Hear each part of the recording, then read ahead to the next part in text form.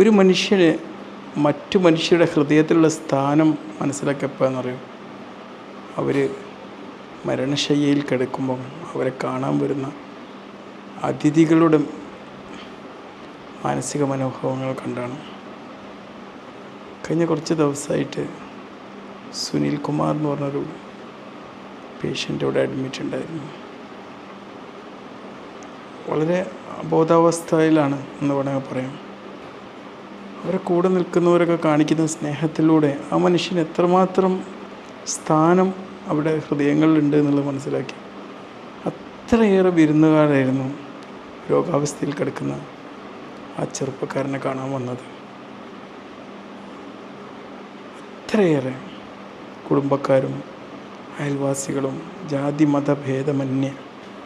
ഇതാണ് മനുഷ്യരെന്ന് പറഞ്ഞാൽ. സ്നേഹത്തിന് ജാതിയില്ല, അതിരില്ല, വിവേചനമില്ല, വിദ്വേഷമല്ല. അത് ഒരു മനുഷ്യരിൽ നിന്ന് മറ്റൊരു മനുഷ്യരിലേക്ക് കരുണയായി, ദയയായി, സഹായഹസ്തങ്ങളായി, പുഞ്ചിരിയായി വിരിയുന്ന വല്ലാത്തൊരു അനുഭൂതിയാണ്. അത്രക്ക് നല്ലൊരു അനുഭവമായിരുന്നു. ഞാനും വന്നപാടെ എന്നോട് പറഞ്ഞു സുനിൽകുമാർ മരിച്ചു എന്ന് പറഞ്ഞു. വേഗം ഞാനും പോയി നോക്കി. ഞാൻ ഡ്യൂട്ടിയിലല്ലായിരുന്നു മരിച്ച സമയത്ത്. ഉടൻ തന്നെ പോയി കണ്ടപ്പം അവിടെയും ഇഷ്ടം പോലെ ആൾക്കാരുണ്ടായിരുന്നു. കഴിഞ്ഞ ദിവസങ്ങൾ നിറയെ ആശുപത്രിയിൽ ഒരുപാട് പേരാണ് സന്ദർശിക്കാൻ വരുന്നത്.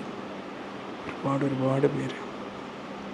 ഒരുപക്ഷെ നമ്മൾ ജീവിക്കുന്ന സമയത്ത് നമുക്ക് നൽകാനുള്ള ഏറ്റവും വലിയൊരു ഗിഫ്റ്റ് എന്ന് പറഞ്ഞു കഴിഞ്ഞാൽ മറ്റു മനുഷ്യരുടെ ഹൃദയത്തിൽ നമുക്കൊരു സ്ഥാനം ഉണ്ടാക്കിയെടുക്കുക എന്നുള്ളതാണ്. അത് നമ്മളെക്കുറിച്ചുള്ള വീമ്പിളിക്കതുകൊണ്ടോ നമ്മൾ തർക്കിച്ചുകൊണ്ടോ ഉണ്ടാകുന്നൊരു ഒരു സംഭവമല്ല അത്.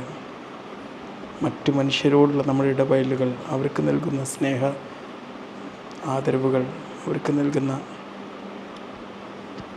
പ്രചോദനങ്ങൾ, അവരുടെ ഹൃദയത്തിൽ നമുക്കൊരു സ്ഥാനം ഉണ്ടാക്കിയെടുക്കുക, അവരുടെ ജീവൻ്റെ ചെറിയൊരു ഭാഗമായി നമ്മൾ മാറുക.